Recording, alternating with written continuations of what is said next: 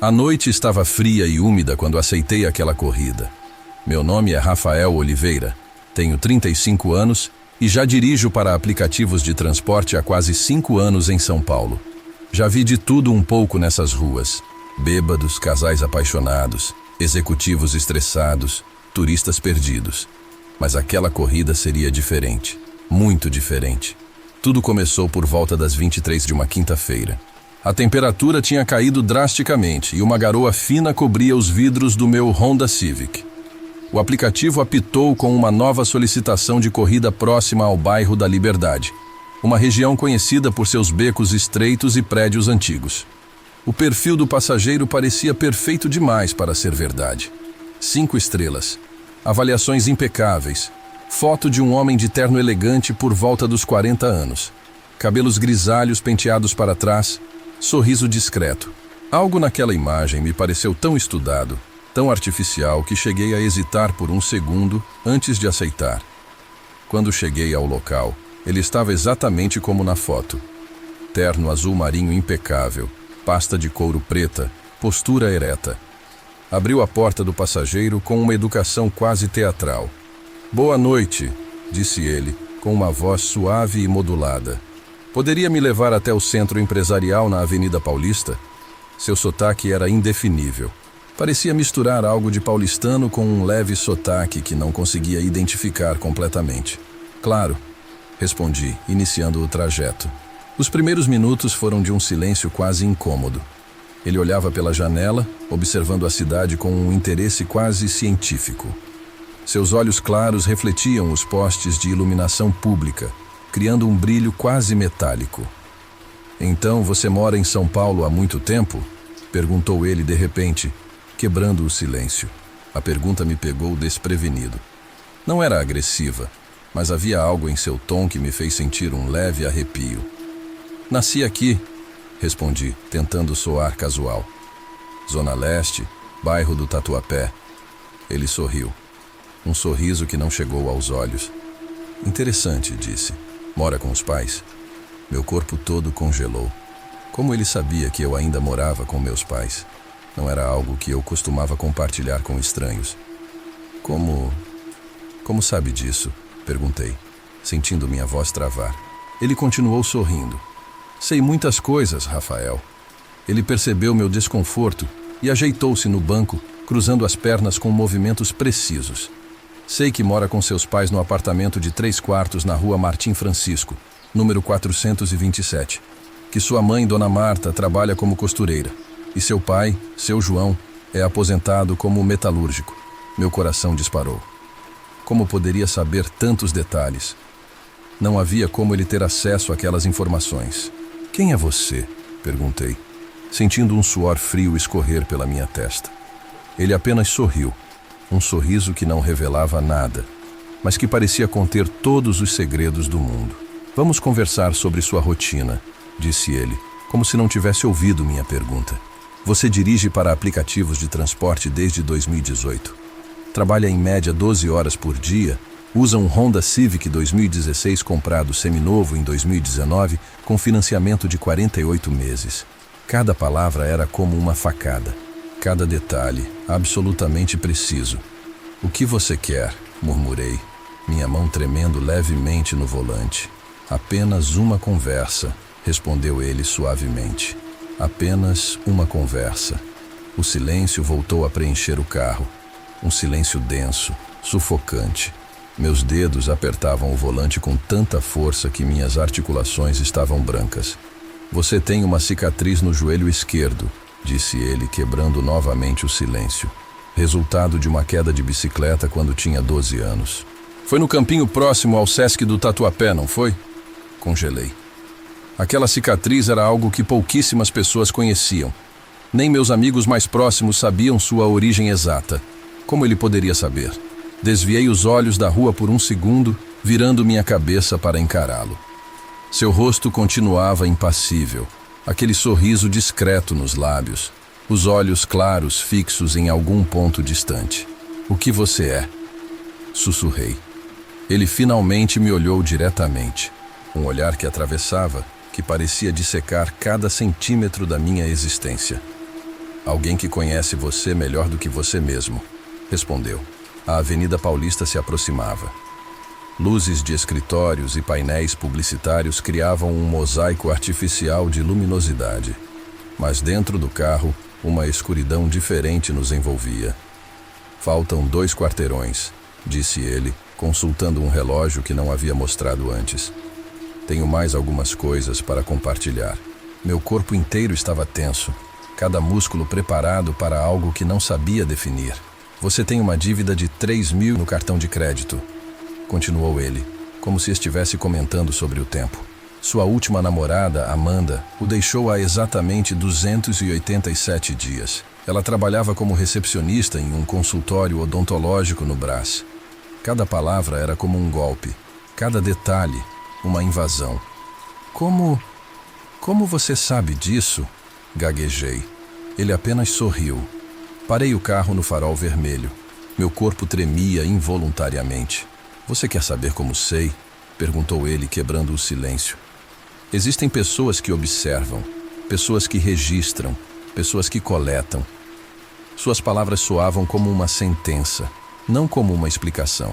Coletam o quê? Perguntei, sentindo minha garganta seca. Informações, respondeu ele simplesmente. Cada detalhe, cada fragmento de vida. O farol abriu. Movi o carro mecanicamente, os olhos fixos na rua, mas toda a minha atenção concentrada nele. Quem te contratou? Insisti. Ele riu. Um riso baixo, quase imperceptível, que não expressava alegria, mas algo próximo de desprezo. Ninguém me contratou. Eu simplesmente sei. Chegamos ao destino. Um prédio corporativo gigantesco, todo iluminado, com vidros que refletiam a noite paulistana. Chegamos, disse ele, abrindo o carro com a mesma elegância calculada de quando entrou. Antes de sair, virou-se para mim. Não tente me encontrar, disse. Não vai conseguir. E desceu. Quando olhei para o aplicativo para encerrar a corrida, o perfil dele havia desaparecido completamente, como se nunca tivesse existido. Fiquei paralisado por alguns minutos. O motor do carro funcionando, as luzes do estacionamento refletindo no para-brisa. Tentei processar o que havia acontecido. Peguei meu celular e abri o aplicativo de transporte. Nada. Nenhum registro da corrida. Nenhum rastro daquele passageiro. Como se tudo tivesse sido um sonho bizarro. Mas não era. A sensação de invasão permanecia. Cada detalhe que ele mencionou era real. Absolutamente real. Liguei para meu amigo Carlos, que também trabalha como motorista de aplicativo. Cara, algo muito estranho aconteceu, disse assim que ele atendeu. Expliquei tudo, cada detalhe. Carlos me ouviu em silêncio. Isso não faz o menor sentido, respondeu após alguns segundos. Como alguém poderia saber tantas coisas sobre você? Decidi investigar. Na manhã seguinte, fui até a delegacia mais próxima. Tentei registrar um boletim de ocorrência. O delegado me olhou como se eu estivesse louco. Então um passageiro que você não consegue identificar disse coisas sobre sua vida? Perguntou, erguendo uma sobrancelha. Não havia nada concreto, nenhuma prova. Durante a semana seguinte, comecei a sentir que estava sendo observado. Pequenos detalhes me faziam arrepiar. Um carro escuro sempre estacionado na mesma distância da minha casa. Reflexos de alguém no espelho retrovisor quando dirigia. Sombras que pareciam me seguir nos momentos de menos movimento. Decidi checar meu próprio histórico digital. Contratei um amigo que trabalha com tecnologia para investigar. Rafael, isso é impossível, disse Bruno após horas analisando meus dados. Todos os seus registros digitais estão intactos. Redes sociais, compras online, aplicativos. Mas algo está estranho. O quê? Perguntei. Existem lacunas, momentos onde parece que alguém editou sutilmente seu histórico, como se tivessem apagado ou modificado informações específicas. Meu celular vibrou. Uma mensagem de número desconhecido. Continuo observando. Minha mãe percebeu que algo estava errado. Notou meu nervosismo constante, meu olhar sempre desviando para as janelas, verificando se alguém estava me observando. Filho, o que está acontecendo? Perguntou numa noite de domingo. Decidi não contar tudo. Como poderia explicar algo que nem eu mesmo entendia? 3 dias depois, recebi um envelope sem remetente no correio. Dentro, apenas uma fotografia minha. Uma foto tirada de dentro do meu próprio carro durante uma corrida. O passageiro estava parcialmente refletido no vidro, aquele mesmo sorriso discreto. No verso da foto, manuscrito, um recado. Estou mais próximo do que imagina. Bruno, meu amigo de tecnologia, analisou a foto. Nenhuma marca digital, nenhum traço que pudesse identificar a origem. Decidi fazer algo que jamais havia feito antes. Parar de trabalhar. Trancar-me em casa. Tentar entender o que estava acontecendo. Mas algo me dizia que aquilo era apenas o começo. Uma semana se passou. Meu mundo se transformou num labirinto de paranoia e medo constante. Descobri algo perturbador quando vasculhei minhas antigas corridas no aplicativo. Na noite daquela viagem, não havia absolutamente nenhum registro, nenhuma corrida, nenhum passageiro. Era como se aquele homem nunca tivesse existido. Comecei a investigar por conta própria. Passei dias revisando cada detalhe, cada momento daquela noite. Meu pai notou minha obsessão. "Filho, isso não é saudável", disse numa noite. "Você precisa seguir em frente." Mas eu sabia que algo muito maior estava acontecendo. Algo que ia além de uma simples corrida de aplicativo. Os detalhes que o passageiro sabia sobre mim eram assustadoramente precisos. Não eram informações genéricas. Eram fragmentos íntimos da minha vida. Decidi procurar ajuda profissional. Um detetive particular poderia me ajudar a entender o que estava acontecendo. O escritório dele ficava num prédio antigo no centro de São Paulo. Quando expliquei minha história, o detetive Marcos me olhou com uma expressão entre ceticismo e interesse. "Conte-me tudo, do início ao fim", pediu. E assim o fiz. O detetive Marcos era um homem de uns 50 anos, cabelos grisalhos, olhar cansado de quem já viu de tudo. Seu escritório cheirava a papel antigo e café. Após ouvir meu relato, ele ficou em silêncio por alguns minutos. Abriu uma gaveta e tirou um arquivo amarelado. "Não é a primeira vez que ouço algo parecido", disse, colocando o arquivo sobre a mesa. Marcos me mostrou 3 casos antigos. Todos envolviam motoristas de aplicativo que relataram encontros com passageiros fantasmas. Passageiros que sabiam detalhes impossíveis sobre suas vidas. Em 2019, um motorista em Campinas teve uma experiência similar, contou. Em 2021, outro caso no Rio de Janeiro. Todos com o mesmo padrão. Um passageiro que parece conhecer absolutamente tudo sobre a vítima. Perguntei o que aconteceu com esses motoristas. Marcos hesitou. Seu olhar ficou distante. "Alguns enlouqueceram", respondeu. "Outros simplesmente desapareceram." "Como assim desapareceram?" perguntei, sentindo um calafrio. Marcos abriu o arquivo. Mostrou fotografias de motoristas. Alguns rostos marcados por um medo inexplicável. Outros simplesmente não existiam mais em registros oficiais. "Não são desaparecimentos comuns", explicou. "São sumiços que parecem ter sido apagados. Como se essas pessoas nunca tivessem existido." Tirou uma fotografia. Era do homem que havia estado no meu carro. Exatamente igual. Esse sujeito aparece em diferentes casos. Sempre o mesmo perfil. Sempre a mesma metodologia. Perguntei o que ele queria. "Informação", respondeu Marcos. "Mas não sei informação de quê, nem para quê." Meu celular vibrou. Uma mensagem de número desconhecido. "Sua investigação não vai a lugar nenhum."